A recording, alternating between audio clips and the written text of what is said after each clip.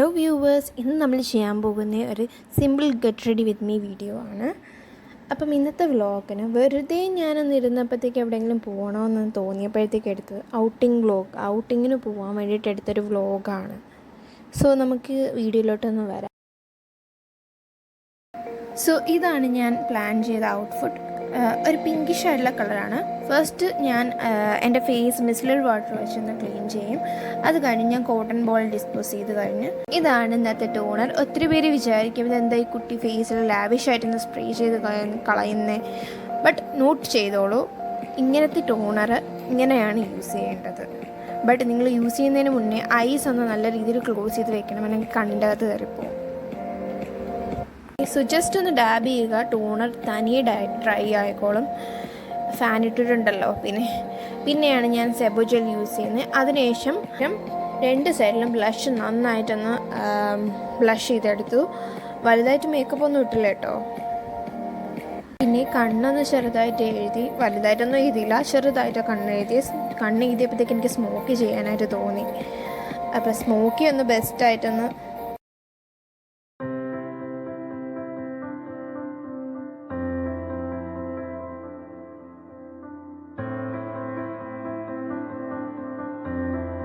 എങ്ങനെയുണ്ടെന്ന് ചോദിച്ചാൽ ഞാൻ ഒരിക്കലും കൊള്ളാമെന്ന് പറയത്തില്ല, എന്നാലും കുഴപ്പമില്ല. ആ ഒരു ലെവൽ അങ്ങനെ നിൽക്കും. ഇയർബഡ്സ് വെച്ച് നല്ല രീതിയിലൊന്ന് അകത്തോട്ട് പുഷ് ചെയ്തു, എന്നാലല്ലേ സ്മോക്കി കുറച്ചുകൂടെ ഇതാകത്തുള്ളൂ. സ്മോക്കി നല്ല രീതിയിൽ സ്പ്രെഡ് ആവണമല്ലോ. ഞാൻ ഐ ഷാഡോ എടുക്കണ്ടെന്ന് വിചാരിച്ചിരുന്നതാണ്, പിന്നെ സ്മോക്കി ചെയ്തപ്പോഴത്തേക്ക് ചെയ്യാൻ തോന്നി, പിന്നെ അങ്ങനെ എടുത്തു.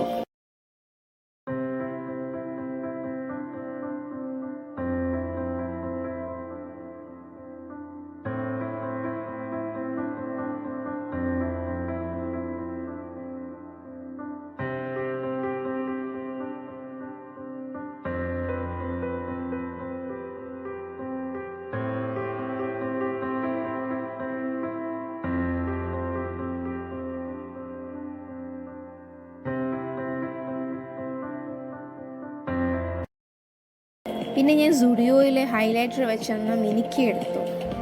സുഡിയോയിലെ റോസ് പിങ്ക് ഷെയ്ഡാണ് എനിക്ക് ഭയങ്കര ഇഷ്ടം ഹൈലൈറ്ററിൽ.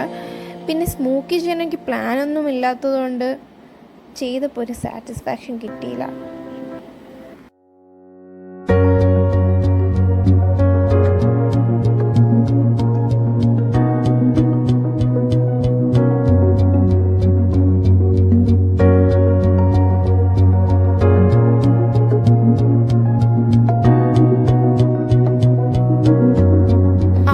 ധരിച്ചു. എൻ്റെ ബെസ്റ്റ് തന്നൊരു നെക്ലേസ് ഇട്ടു, മുടിയൊക്കെ ഒന്ന് ഒതുക്കി, പിന്നെ കമ്മലിട്ട് വാങ്ങി.